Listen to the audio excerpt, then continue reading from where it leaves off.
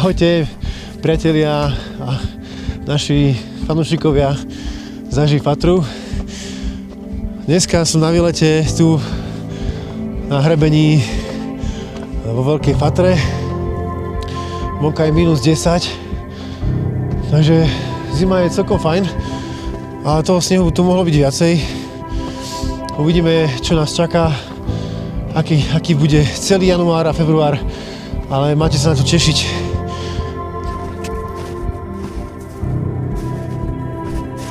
Naše divoké výlety sú o spoznávaní spiacej zimnej prírody a jej krás a hľadanie stôp našich divokých zvierat.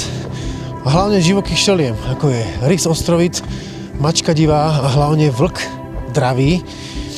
Keď sa nám pošťastí, môžeme vychytať stopy aj medveďa hnedého. Medveď není pravý spáč, ako svišť. Hej, takže nebuďte prekvapení, keď niekde v prírode spozorujete medvedie stopy. Takže všetko vám to ukážeme. Poďte s nami do prírody.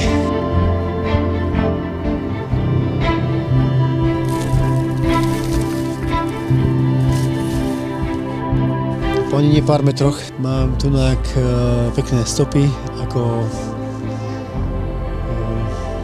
vlk prenasleduje zajaca. To je neuveriteľné. A bolo to čerstvé, pretože vietor fúka stále, takže tie stopy sú zafúkané raz, dva. Čiže predpokladám, že dneska môže za času ráno tu prechádzal vlk a zajac. Ako v rozprávke proste. No, úžasné. Zažite to s nami takéto veci. Vidíte to? Takže tu bola naháňačka vlka a zajaca. No počkaj, zajac.